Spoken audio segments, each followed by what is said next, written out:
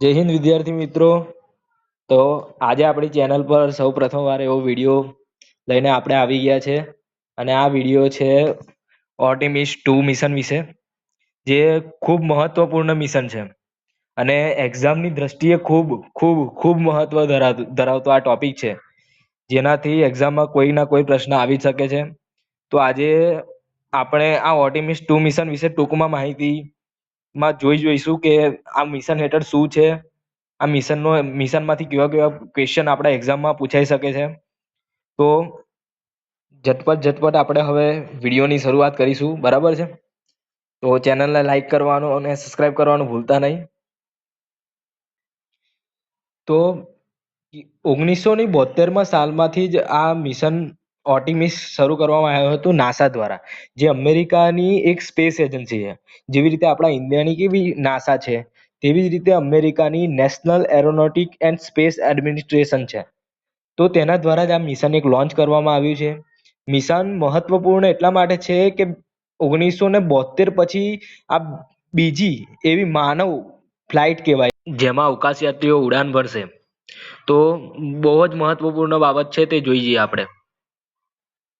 તો આ મિશનની શરૂઆત એ અમેરિકાના એક ટાપુ ફ્લોરિડા કે જેના પર આવેલું છે કેનેડી સ્પેસ સ્ટેશન. આ કેનેડી સ્પેસ સ્ટેશનમાંથી જ આ મિશન લોન્ચ કરવામાં આવેલું છે. આ મિશનમાં મિત્રો કેવું છે કે એક રોકેટ, SLS રોકેટ કહેવાય, જેનું નામ શું છે? SLS rocket. આ SLS રોકેટમાં એક વિમાન જેવું એક વિમાન જ બાંધી દે, એવું સમજો તમે. વિમાન એટલે કે તેને કહેવાય સ્પેસ શટલ.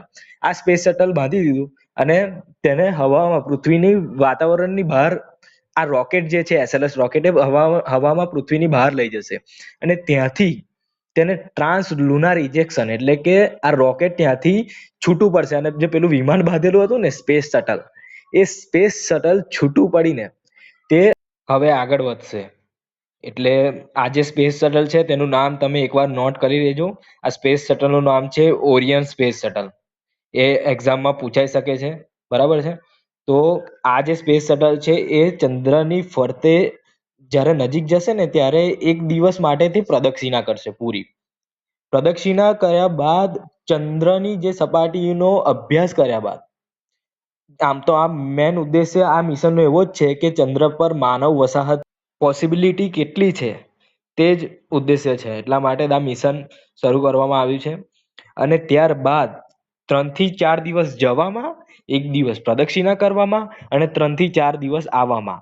એટલે આ મિશન ટૂંકમાં 10 દિવસનું આ મિશન છે, જે નાસા દ્વારા શરૂ કરવામાં આવેલું છે. તો ભાઈ મેન વાત એ છે આ મિશનમાં કે આ મિશનમાં કુલ 4 ક્રૂ મેમ્બર્સ એટલે કે જે અવકાશ યાત્રીઓ કહેવાય ને તે જવાના છે. 4 ક્રૂ મેમ્બર્સમાંથી 3 જે છે એ પુરુષ છે અને 1 મહિલા છે.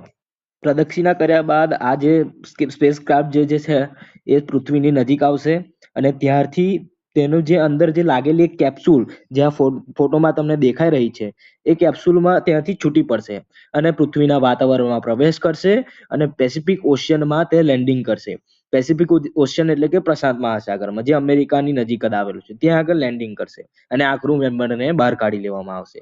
તો આ જ હતું આ મિશનમાં, બીજું કોઈ મહત્વની વાત છે નહીં. તો એક્ઝામની દ્રષ્ટિએ મહત્વપૂર્ણ છે, એટલા માટે એકવાર જોઈ લેજો, બરાબર છે? અને વિડીયો ગમે તો તેને લાઈક પણ કરી દેજો, સબસ્ક્રાઇબ પણ કરજો, બરાબર છે? જય હિન્દ, જય ભારત.